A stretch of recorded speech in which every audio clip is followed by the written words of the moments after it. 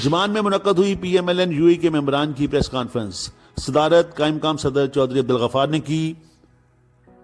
سریر احمد چودھری، محمد Shahzad but, Sohail عامر گھمن، جان قادر، فیصل الطاف و دیگر نے کہا کہ متحدہ عرب امارات میں مغل خاندان نے پارٹی کا شیرازہ بکھیر کر رکھ دیا ہے۔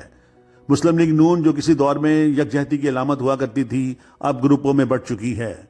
مقررین نے کہا کہ صدر گلف ایم این اے چودھری احسان الحق باجوہ نے غلام مصطفیٰ مغل کو صدارت سے معطل کیا، لیکن اس کے باوجود وہ اپنی ہٹ درمی سے باز نہیں آ رہے، خلاف آئین اقدامات کر رہے ہیں۔